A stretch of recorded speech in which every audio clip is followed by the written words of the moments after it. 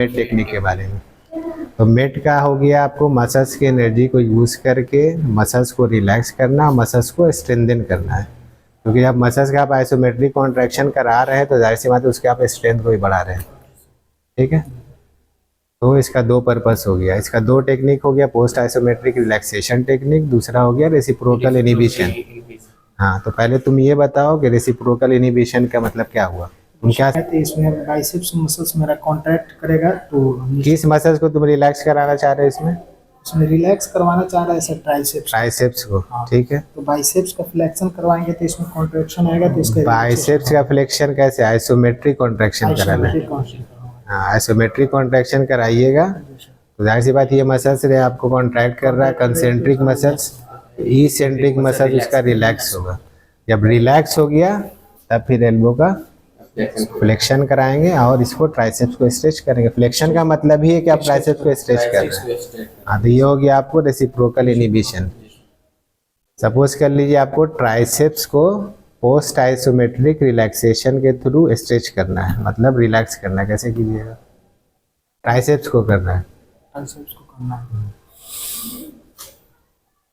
इसमें करेंगे सर जिस मसल्स को रिलैक्स करना है, स्ट्रेच करना है, उसी मसल्स का कॉन्ट्रैक्शन कराएंगे, मतलब एक्सटेंशन करवाएंगे आइसोमेट्रिक ये करवाएंगे सर। मतलब फोर्स बोलेंगे इसको लगाने के लिए, इधर लगाने के लिए।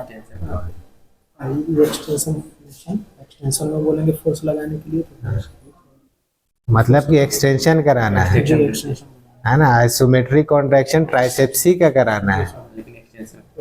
एक्सटेंशन ऑफ फोर्स के साथ। हाँ, जाहिर सी बात है, आपको ट्राइसेप्स का फंक्शन है एक्सटेंशन ऑफ एल्बो, तो उसको एक्सटेंशन में ही आइसोमेट्रिक कॉन्ट्रैक्शन कराएंगे। इसको जब कॉन्ट्रैक्ट कराएंगे उसके बाद जब रिलैक्स हो गया उसके बाद फिर क्या करेंगे? इसको स्ट्रेच कर देंगे, मतलब फ्लेक्स करेंगे। हमको मालूम है कि इसको हम जब कॉन्ट्रैक्ट करें तब ये रिलैक्स हो गया है, और रिलैक्स पोजीशन में इसको अगर हम ज़्यादा पुल करें तो ज़्यादा स्ट्रेच होगा और उसका लेंथ आप मेंटेन कर पाइएगा। ये दो टेक्निक है आपका मेट के थ्रू, है ना? मेट के through post isometric relaxation technique and second one is reciprocal inhibition. तो इसमें जो सर्वाइकल स्पाइन में जनरली जो टाइटनेस मसल्स का मिलता है वो 4 मसल्स में मिलता है।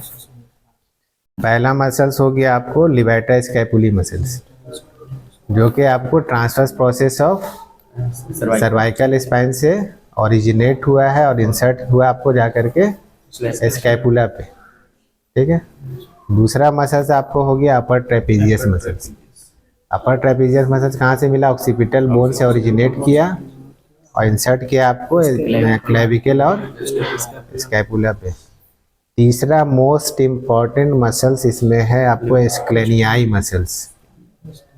ठीक है, स्क्लेनियाई मसल्स भी आपको लोअर सर्वाइकल स्पाइन से ओरिजिनेट है और इंसर्ट कहाँ किया है? फर्स्ट एंड सेकंड रिब पे, फर्स्ट एंड सेकंड रिब पे। ठीक है, इसका फंक्शन क्या है स्क्लेनियाई का?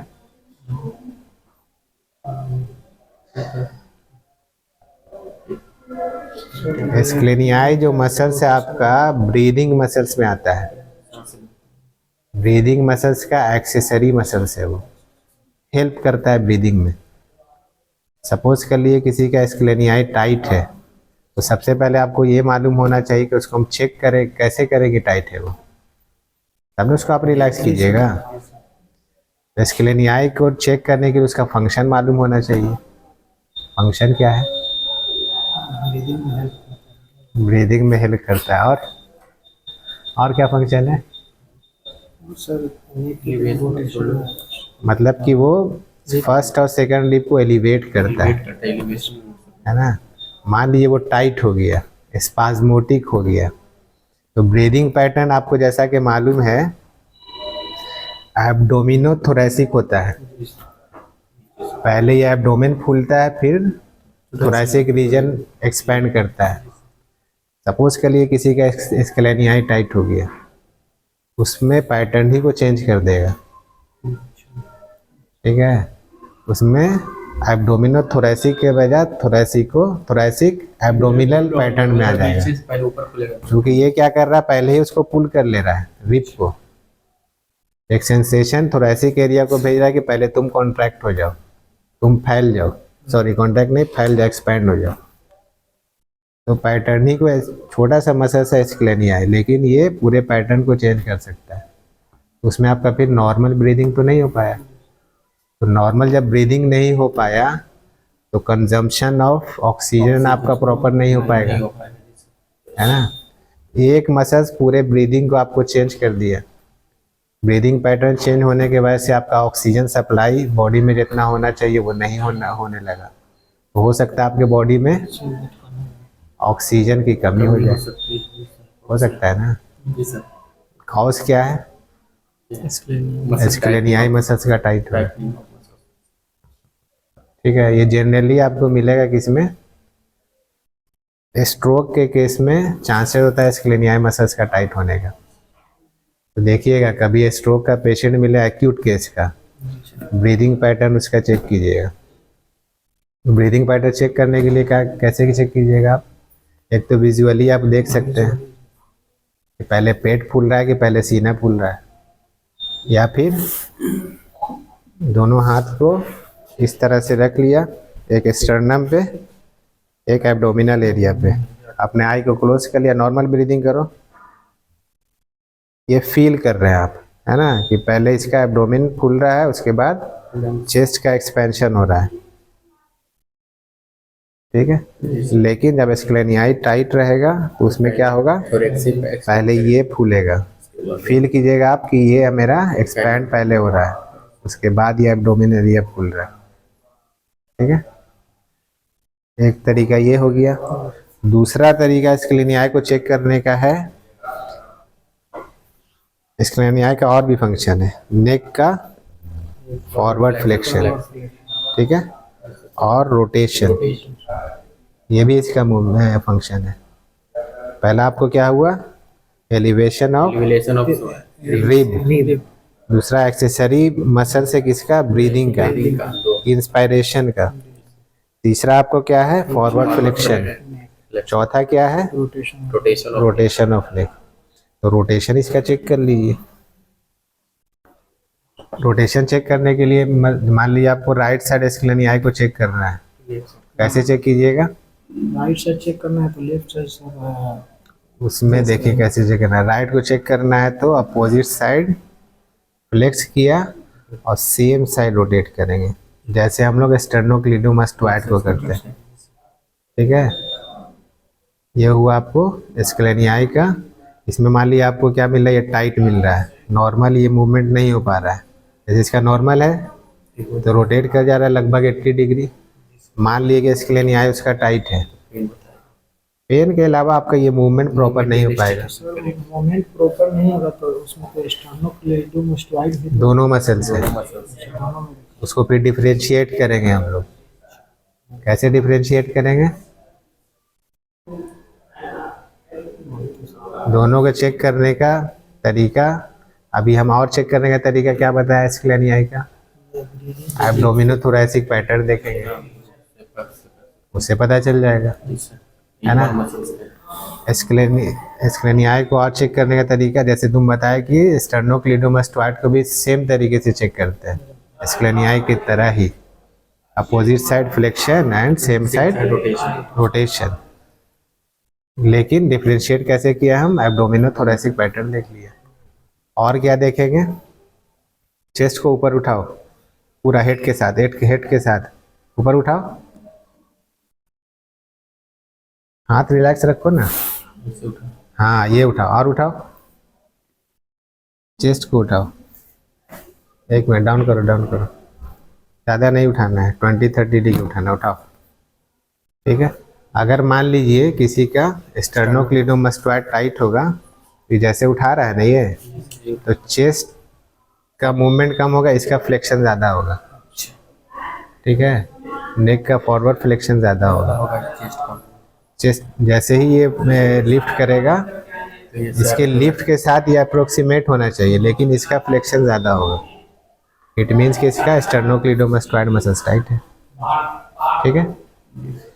तो टेक्निक एक टेक्निक नहीं है मसल्स को चेक करने का, आपको डिफरेंशिएट करने के लिए दूसरा टेक्निक अप्लाई कीजिए उसमें। जैसे ब्रीदिंग पैटर्न देख करके हम स्क्लेनियाई को चेक कर लिया, चेस्ट को लिफ्ट करके हम स्टर्नोक्लीडोमास्टोइड को चेक कर लिया। एक थर्ड जो बताया opposite side flexion and same side rotation, इस तरीके से भी चेक कर लिया। तो कोई पेशेंट आपके पास आया नेक पेन ले करके, है ना, तो चांसेस, एक चांस ये हो सकता है, मतलब कॉज ये हो सकता है कि उसका कोई मसल्स टाइट हो। जब आप पेशेंट का एग्जामिनेशन कीजिए तो ये चारों मसल्स को चेक कर लीजिए। किसको किसको? अपर ट्रेपीजियस, स्टर्नोक्लीडोमास्टोइड, स्क्लेनियाई एंड लिवेटा स्कैपुलस। ठीक है, तो चारों को चेक करने का तरीका मालूम हो गया। ये लिवेटा स्कैपुलस को कैसे चेक करेंगे? मान लीजिए राइट साइड लिवेटा स्कैपुलस का टाइट है, अपोजिट साइड 30 डिग्री फ्लेक्शन, ये रोटेशन एंड फॉरवर्ड फ्लेक्शन। ठीक है, ये हो गया आपको लिवेटा स्कैपुलस। मान लीजिए किसी का आपको अपर ट्रेपीजियस टाइट है, same 30 degree rotation of opposite side rotation of cervical spine and opposite side flexion. ठीक है, ये हो गया 30 degree rotation of cervical spine opposite side and forward flexion, levator scapulae, 30 degree rotation and opposite side flexion, ये upper trapezius. ठीक है, scaleni and sternocleidomastoid, opposite side flexion, same side rotation.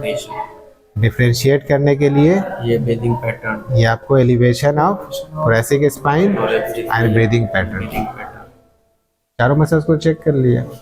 अब हमको पता ये चला कि इसका सपोज कर लीजिए लिवेटा स्कैपुली टाइट है, या सपोज कर लिए इसका स्क्लेनियाई टाइट है। स्क्लेनियाई को हम लोग रिलीज करने के लिए मिड के थ्रू कैसे रिलीज करेंगे?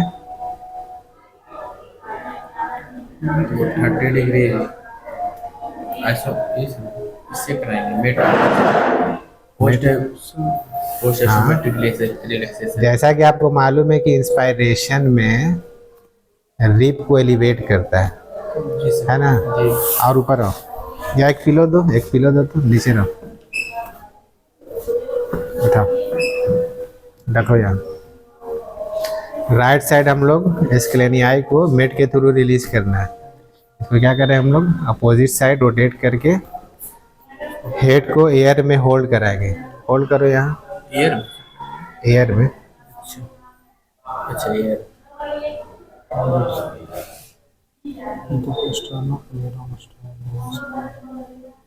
इसका हम बता रहे हैं स्क्लेनियाई को करने के लिए कुछ नहीं करना है। अपोजिट साइड इसको रोटेट किया, तुम रिलैक्स रखो इसको, इंस्पायरेशन करो, गहरा सांस लो, गहरा सांस लो, छोड़ दो, हो गया, ठीक है। जब ये इंस्पायर कर रहा है तो हम यहाँ पर क्या करेंगे? रेजिस्ट करेंगे। किसको रेजिस्ट करेंगे? रिप को, क्योंकि हम जान रहे कि इंस्पायरेशन में ये एलिवेट हो रहा है, तो हम इसमें क्या कर रहे हैं? इसको रेजिस्टेंस दे करके रोकने की कोशिश कर रहे हैं। उस कंडीशन में क्या होगा? इसका आइसोमेट्रिक कॉन्ट्रैक्शन होगा। चलो गहरा सांस लो, ले करके थोड़ा होल्ड रखो, हाँ होल्ड रखो, छोड़ो, फिर से गहरा सांस लो, छोड़ो, फिर से गहरा सांस लो,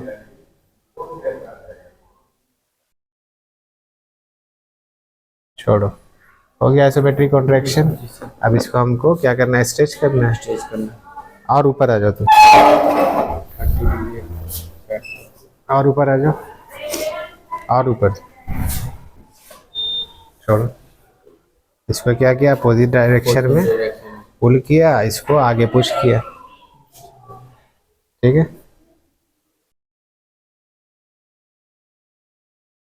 ये हो गया आपको किसका? स्क्लेनियाई का। इसने पेशेंट को एक्टिवली भी बोल सकते हैं मूव करने के लिए। तुम हेड को इस डायरेक्शन में लाओ जिधर हम पुल कर रहे हैं, इस डायरेक्शन में, इस डायरेक्शन, इधर इधर इधर, नीचे की तरफ, ये लूज छोड़ दो, ठीक है। ये हो गया किसका? स्क्लेनियाई का। स्क्लेनियाई मसल्स कितना होता है? 2 भाई 3 मसल्स होता है एक साइड, तो 1 से 3 fibre anterior, middle and posterior fibre. Anterior और मिडिल, हाँ एंटेरियर फाइबर जो है फर्स्ट रिब पे, middle and posterior fibre second rib पे उसका इंसर्शन है, ठीक है। तो ये स्क्लेनियाई का आप नॉर्मल स्ट्रेचिंग कराया किसके थ्रू? मेट के थ्रू। मेट में कौन सा technique? Post isometric relaxation technique. Suppose कर लिए दूसरा मसल्स आपका लिवेटा स्कैपुली है, उसको कैसे कीजिएगा वो तो मालूम ही है आप लोग को। राइट साइड देना, सपोज कि ये लेफ्ट साइड का देना है तो right side 30 degree rotation and forward flexion. इसमें क्या कर रहे हैं हम लोग? इस पोजीशन में रखने से क्या हुआ कि मसल्स पूरा लेन देन हो गया है ना, लेन देन हो गया। उसके बाद हम इसको क्या करा रहे हैं? आइसोमेट्रिक कॉन्ट्रैक्शन दोनों एंड पे करा रहे हैं। ओरिजिन पे भी इंसर्शन, ये आप ओरिजिन पे और दूसरा इंसर्शन पे कर रहे हैं हम लोग। हेड को पीछे पोस्टेरियरली पुश करो, मतलब कि extension of cervical spine. At least क्या करते हैं हम लोग 10 to 15 सेकेंड होल्ड कराते हैं ताकि मसल्स प्रॉपरली कॉन्ट्रैक्ट हो सके। छोड़ो, सपोज कर लो कि इस पॉइंट पे पेशेंट को पेन फील हो रहा है, हम क्या करेंगे उसको और बैकवर्ड ले आएंगे, मतलब मसल्स को थोड़ा और रिलैक्स कर देंगे। इतना स्ट्रेच कर रहे हैं तो पेशेंट को पेन फील हो रहा है, थोड़ा और बैक हो गए। अब यहाँ पर इसको आइसोमेट्रिक कॉन्ट्रैक्शन कराएंगे। पुश करो, होल्ड रखो, 10 सेकेंड काउंट करो।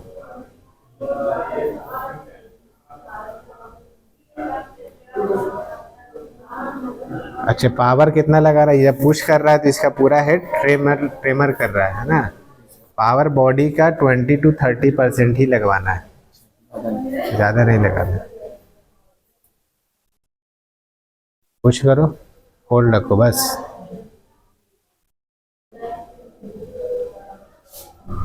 रिलैक्स करो, फिर से पुश करो, रिलैक्स करो, फिर से पुश करो,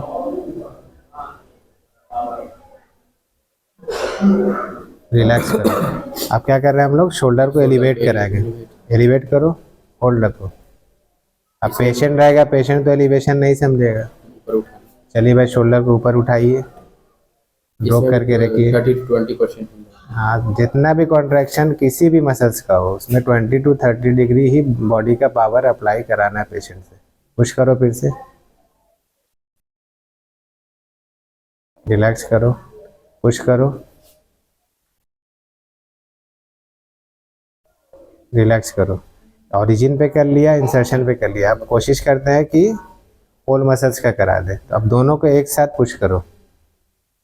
जिस मसल्स में आप ओरिजिन इंसर्शन दोनों करा सकते हैं दोनों कराइए। कहीं पर पॉसिबल नहीं है तो सिर्फ उसका ओरिजिन पर करा दिए। कहीं पर इंसर्शन पे पॉसिबल है तो सिर्फ इंसर्शन पे करा दिया। कहीं पर यह है कि आप होल मसल्स को एक साथ करा सकते हैं तो एक साथ करा दीजिए। फिर से पुश करो। तो 2 to 3 टाइम्स इसका आइसोमेट्रिक कॉन्ट्रैक्शन कराना है। रिलैक्स करो, फिर से रिलैक्स करो। हो गया कॉन्ट्रैक्शन।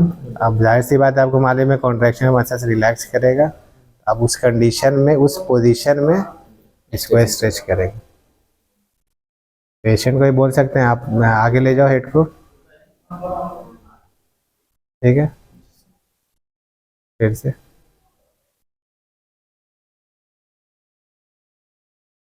फिर से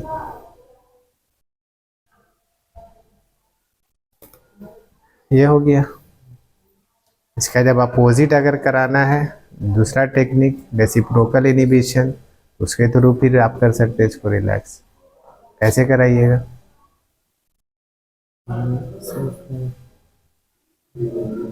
फ्लेक्शन को करवा के उसको रोकना। फॉरवर्ड फ्लेक्शन करवा करके 30 डिग्री पे जाने नहीं फोर्स लगाना पड़ेगा। मतलब फ्लेक्शन से रोकना है। उससे नहीं। यहाँ पर वो पॉसिबल नहीं है। नहीं possible। ठीक है ना, करा सकते हैं लेकिन प्रॉपरली नहीं हो पाएगा। जो टेक्निक आप अप्लाई करना चाह रहे हैं रेसिप्रोकल इनिबिशन, वो प्रॉपरली नहीं हो पाएगा। तो जो टेक्निक आप अप्लाई कर सकते हैं उसको अप्लाई कर दीजिए। ठीक है, तो इसमें समझ में यही आता है, जब आप क्लिनिकली देखिएगा तो दोनों टेक्निक एक मसल्स पे अप्लाई कर सकते हैं, लेकिन प्रॉपरली दोनों जब नहीं होगा तो एक ही टेक्निक अप्लाई कीजिए। जी सर। आपको लगता है कि हम मसल्स के ओरिजिन इंसर्शन को कॉन्ट्रैक्ट पार्टिकुलर करा सकते हैं और साथ में फिर होल मसल्स को करा सकते हैं, तो कराइए। और नहीं हो पा रहा है तो कहीं पर आप होल मसल्स को एक बार कॉन्ट्रैक्ट करा दीजिए, उसका फिर मसल्स को स्ट्रेच कर दीजिए। तो सर्वाइकल मसल्स में अभी दो मसल्स का बताया गया, किसका, स्क्लेनियाई का और Scalene और levator का। लिबर्टा स्कैपुली। ट्रेपेजियस का मालूम है, उसी तरह कराएंगे, सिर्फ थोड़ा चेंज है, opposite side 30 degree rotation Side flex। And opposite side flexion. Flexion, ये trapezius का। ठीक है, ये ट्रेपेजियस का हो गया। और इसका क्या नाम है, Sternocleidomastoid स्टर्नोक्लिडोमास्टॉइड का। rotational flexion। इसमें जैसे मान लीजिए राइट साइड का करना है, अपोजिट साइड रोटेट किया, Opposite हेड को एयर में सॉरी होल्ड किया, रोको यहाँ पे, कॉन्ट्रैक्ट तो दिख ही रहा है, देखो यहाँ पे आइसोमेट्रिक कॉन्ट्रैक्शन स्टर्नोक्लिडोमास्टॉइड का साफ दिख भी रहा है। तो 3 टाइम्स इसको होल्ड कराया, जब हो गया ये स्ट्रेच, सॉरी ये कॉन्ट्रैक्ट हो गया, इसको स्ट्रेच कर दिया इस तरीके से। ठीक है, जी सर। लेकिन नॉर्मल स्ट्रेचिंग स्टर्नोक्लिडोमास्टॉइड का हम लोग पहले क्या सीखा था, राइट साइड का अगर हम लोग को देना है, अपोजिट साइड फ्लेक्स किया, करना है, जी सर। सेम साइड रोटेट किया, Rotation। तो ये आपको स्टर्नोक्लिडोमास्टॉइड स्ट्रेच हो गया। जी। लेकिन चूंकि ये मेड थोड़ा एडवांस टेक्निक हो गया और बहुत ज़्यादा बेनिफिशियल है, तो कोई इफेक्टिव है, तो कोशिश कीजिए कि हम एडवांस टेक्निक को ही इस्तेमाल करें। तो ये सारा मसल्स कॉज करता है नेक पेन। Yes sir। पहले आप चेक कर लीजिए कौन सा मसल्स टाइट है और फिर उसको रिलीज कर दीजिए, है ना।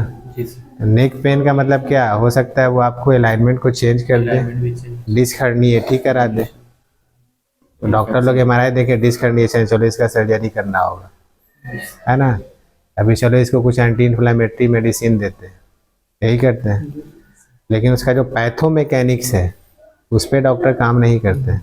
तो आप क्या कीजिएगा पेशेंट के साथ, पैथोमैकेनिक्स उसका चेक कीजिएगा, जो पैथोलॉजिकल जो चेंजेस हुआ उसका मैकेनिक्स क्या है। जब उस पर काम कीजिएगा तो पेशेंट को आप मेडिसिन से ही बचा लीजिएगा और सर्जरी होने से भी बचा लीजिएगा। फिर आपका पेशेंट क्या होगा, भक्त बन जाएगा। भक्त क्यों बन जाएगा, कोई भी पेशेंट नहीं चाहता है कि हम सर्जरी कराएं किसी भी केस में, और कोई पेशेंट नहीं चाहता है कि हम दर्द की गोली खाएं, क्योंकि आपको every medicine have some side effects. Side effect। उस चीज़ से अगर आप पेशेंट को बचा लेते हैं तो एक नई जिंदगी ही देते हैं आप। किडनी फेल्यूर होने से आप बचा लिया उसको, है ना। पेन किलर लेने से, जैसा कि मालूम है किडनी पर उसका बहुत बैड इफेक्ट है, आप उस चीज़ से बचा लिए, सर्जरी से बचा लिया। तो हर फिजियो को क्या चाहिए, पेशेंट पेन लेकर के आए, कोई भी तकलीफ लेकर के आए, तो पहले उसका मैकेनिक्स समझे, चूँकि हमको मैकेनिक्स पर ही काम करना है।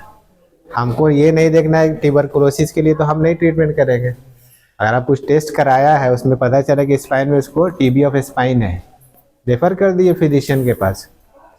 लेकिन मैकेनिकल फॉल्ट है तो उसके लिए कोई मेडिसिन नहीं है। और आजकल ज़्यादातर जितना भी पेन का इश्यू है, ख़ास करके स्पाइनल पेन, है ना, लोग बोलता है कि हमको सियाटिका हो गया। सर्वाइकल पेन मतलब ये क्या बोलते हैं उसको, सर्वाइकल पेन में पैथी हो गया, स्टेनोसिस हो गया, है ना, या फिर किसी भी तरह का आपको डिस्क हर्निएशन हो गया, उस सब का काउज आपको मैकेनिकल फॉल्ट है। मैकेनिकल फॉल्ट पे काम कीजिए, पेशेंट को आप फिट कर दीजिए। ठीक है, पेशेंट आए, अच्छा अलाइनमेंट देखने के लिए आप सिर्फ एक सिंपल एक्सरे कराइए उसका। एक्सरे में ही आप अलाइनमेंट पेशेंट का बहुत अच्छे तरीके से देख सकते हैं, एमआरआई में अलाइनमेंट नहीं देख सकते। ठीक है, क्योंकि आप इसमें क्या कर रहे हैं, अगर मान लीजिए किसी का स्कॉलियोटिक ऑफ स्पाइन है, उसका एपी व्यू ले लीजिए, पता चल गया। लेकिन एमआरआई में तो नहीं पता चलेगा, क्योंकि एपी व्यू तो लिया नहीं जाता उसमें, उसमें लैटरल ही व्यू रहता है होल स्पाइन का। तो नॉर्मल एक्सरे कराइए, उसका पैथोमैकेनिक्स देखिए, पैथोमैकेनिक्स में काम कीजिए और पेशेंट को दौड़ा दीजिए, ठीक है। और पेशेंट को सर्जरी और मेडिसिन से बचा दीजिए। तुमको समझ में आया जी? जी